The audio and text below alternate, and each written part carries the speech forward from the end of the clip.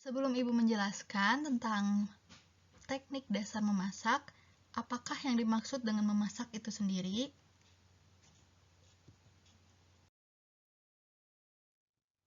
Memasak adalah membuat suatu bahan mentah menjadi matang dengan tujuan agar dapat dimakan.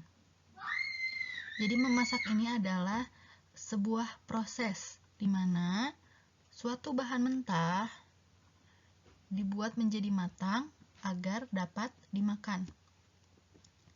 Menurut para ahli kuliner, memasak adalah proses dengan memberikan panas, application of heat, sehingga bahan yang dimasak akan dapat dimakan atau edible, lezat di lidah, palatable, aman dimakan, safe to eat, mudah dicerna, digestible, dan berubah penampilannya, change its appearance.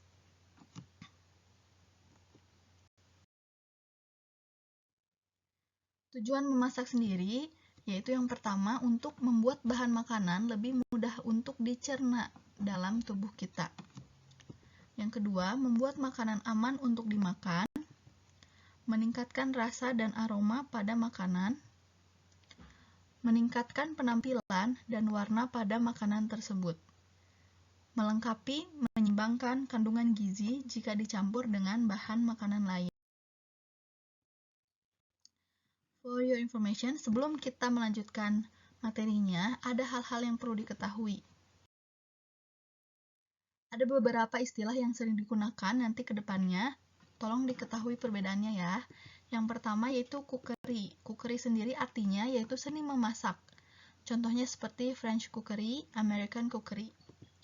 Sedangkan cooker artinya adalah alat memasak. Cookies, sejenis kue kering manis, produk pastry yang biasa digunakan untuk menyertai ice cream atau makanan lainnya. Sedangkan untuk cook artinya yaitu juru masak atau disebut juga sebagai chef biasanya kita kenal. Namun untuk cook dan chef sendiri itu berbeda artinya ya. Silahkan untuk mencari yang masih penasaran untuk mencari penjelasan lebih lanjut perbedaan antara cook dan chef. Lalu kalau untuk overcooking itu artinya proses memasak yang kelebihan panasnya. Dan untuk overcook artinya dimasak terlalu matang. Ini dilihat dari pola katanya ya. Untuk cooking sendiri artinya prosesnya masih berjalan, sedangkan overcook artinya dimasak terlalu matang setelah prosesnya selesai. Sedangkan untuk undercook atau underdone artinya dimasak tidak terlalu matang, seperti untuk spaghetti dan proses tersebut adalah al dente. Pasti sering dengar ya, untuk spaghetti itu tingkat kematangannya bisa kita sebut al dente. Lalu yang terakhir yaitu ada carry over cooking, artinya adalah proses pematangan yang terus berlanjut meskipun makanan sudah diangkat dari alat masaknya. Artinya proses pematangan ini tetap berlangsung akibat panas yang ada di makanan tersebut meskipun makanannya misalkan di dalam pan atau di dalam panci atau di dalam wajan telah diangkat atau telah dimatikan apinya. Contohnya, telur rebus setengah matang akan menjadi matang jika diletakkan di piring karena di dalam telur tersebut terjadi proses panas yang berkelanjutan. Hal ini juga berlaku bahan-bahan seperti daging dan sayur. Untuk mencegahnya, bahan yang direbus terutama sayuran harus segera dimasukkan ke dalam air es setelah direbus untuk menghentikan proses pemasakannya.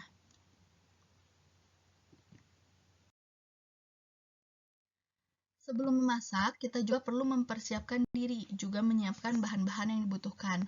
Nah, proses penyiapan bahan-bahan yang dibutuhkan dalam memasak itu biasanya disebut mise en place. Tahapan ini bisa saja terlewati atau berhenti pada tahap tertentu, tergantung dari jenis masakan yang akan dibuat. Jadi, tahap-tahap yang akan Ibu jelaskan ini bukan sebuah tahapan yang pasti, misalkan maksudnya tahapan ini pasti harus ada di setiap proses memasak, bukan seperti itu. Tapi tahapan ini secara umum dilakukan dalam proses memasak.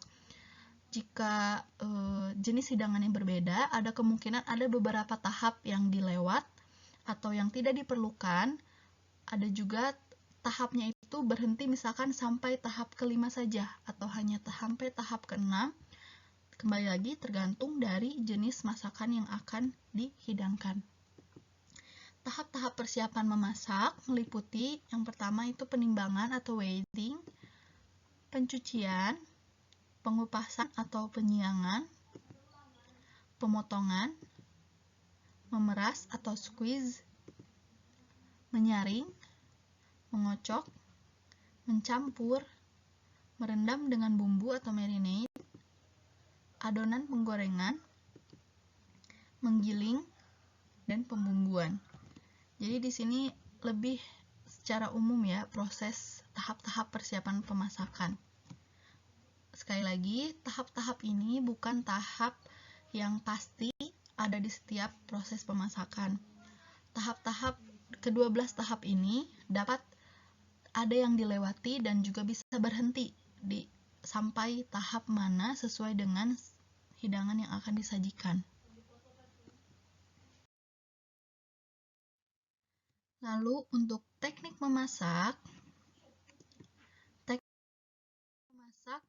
dalam tata boga ini terbagi menjadi 2 kelompok, yaitu ada moist heat atau wet cooking, yaitu teknik panas basah. Yang kedua yaitu dry heat atau teknik panas kering. Untuk moist heat atau wet cooking artinya adalah metode memasak di mana panasnya itu untuk memasak dihantarkan pada makanan melalui air. Artinya proses pemasakan menggunakan metode moist heat atau wet cooking pasti mengikutsertakan peran air. Air di sini bisa berbentuk kuah, saus, dan lain-lain atau bahkan uap dalam proses mematangkan bahan makanannya. Lalu untuk dry heat cooking itu adalah metode di mana panas dihantarkan oleh udara panas, logam panas, radiasi, atau minyak tanpa menggunakan air atau kelembapan. Dalam metode dry heat juga dibagi menjadi 2, yaitu dengan lemak dan tanpa lemak, karena tadi disebutkan bisa menggunakan minyak. Apabila ada yang belum dimengerti, bisa langsung ditanyakan nanti di grup ya. Silahkan dibebaskan untuk mencari informasi lain di internet dan sebagainya, tapi tolong pastikan bahwa sumber yang kalian kutip atau sumber bacaan yang kalian temukan itu ditulis atau dipublish oleh orang yang memang mengerti. Bukan sembarang kalian menemukan langsung, oh ini materi yang saya dapat. Harus disaring terlebih dahulu ya informasi yang kalian dapat.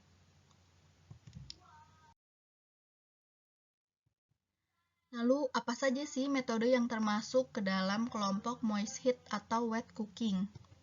Ada boiling, simmering, poaching, blanching, steaming, braising, dan stewing. Istilah-istilah ini mungkin masih ada beberapa orang yang merasa asing atau baru mendengar istilah ini. Silahkan untuk dilihat, disimak apa saja metode yang termasuk ke dalam moist heat atau wet cooking. Selanjutnya, yang termasuk ke dalam metode dry heat cooking. Yang pertama ada baking, grilling atau broiling. Bedakan ya, yang tadi itu, kalau yang sebelumnya itu boiling, yang ini broiling.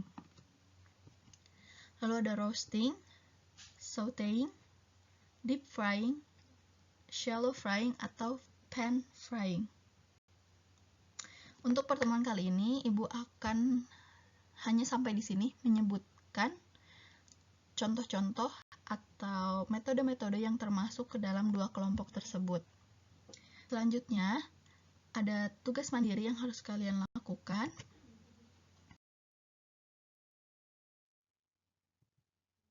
Yang pertama, tadi sudah menyimak totalnya ada 13 teknik memasak dari 2 kelompok. Tugas yang pertama yaitu menjelaskan setiap teknik memasak yang telah disebutkan.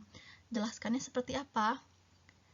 Yang pertama misalkan boiling. Boiling adalah metode memasak bla bla bla, jelaskan. Kalau bisa dilengkapi dengan suhu pemasakan, dijelaskan dengan lengkap, jelas, kata-kata yang kalian mudah mengerti. Untuk nomor 1 ini dikerjakan di buku catatan, ditulis dengan serapi mungkin, bisa menggunakan tabel atau ditulis seperti biasa juga tidak apa-apa, asal ditulis dengan rapih, karena ini adalah materi yang cukup penting ya. Semua materi penting. Untuk hal ini, metode memasak, kalian harus benar-benar paham untuk kelancaran pembelajaran di selanjutnya. Silahkan dicari penjelasannya sejelas-jelasnya, ditulis dengan rapi, dengan kata-kata yang kalian mudah mengerti. Apabila yang ada yang ingin ditanyakan, silahkan ditanyakan langsung di grup WhatsApp agar kita diskusi bersama-sama. Lalu yang kedua, rekam penjelasanmu mengenai 2 teknik moist heat cooking dan 2 teknik dry heat cooking. Di teknik moist heat cooking itu ada 7 teknik memasak. Di dry heat cooking itu ada 6 teknik memasak. Jadi setiap orang memilih dari satu kelompoknya itu 2 teknik. Dari moist heat cooking 2 teknik, dry heat cooking 2 teknik. Lalu rekam, seperti ibu merekam suara saat ini, rekam penjelasan yang kalian temukan mengenai totalnya 4 teknik ya. Rekam penjelasan yang kalian temukan, yang sudah kalian yakin ini benar. Jelaskan 4 teknik yang kalian pilih, rekam dalam bentuk audio, lalu dikumpulkan. Sama akan ibu buat di Google Classroom, artinya yang nomor 1 itu dikumpulkan dalam bentuk foto, yang kedua dikumpulkan dalam bentuk audio. Dalam penjelasan untuk nomor 2, awali dengan perkenalan, misalkan, Assalamualaikum warahmatullahi wabarakatuh, nama saya siapa, kelas berapa, nomor absensi, lalu saya di sini akan menjelaskan, langsung sebutkan aja teknik boiling. Boiling artinya jelaskan, dan selanjutnya sampai ke 4 teknik itu selesai. Ibu harap sampai di sini bisa dimengerti. Sekali lagi, apabila ada yang belum dimengerti, langsung ditanyakan di grup WhatsApp ya. Untuk materi pembelajaran hari ini, Ibu selesaikan di sini. Semoga dapat dimengerti. Semoga tugasnya bisa dikerjakan dengan baik. Terima kasih yang sudah menyimak sampai akhir video ini. Wassalamualaikum warahmatullahi wabarakatuh.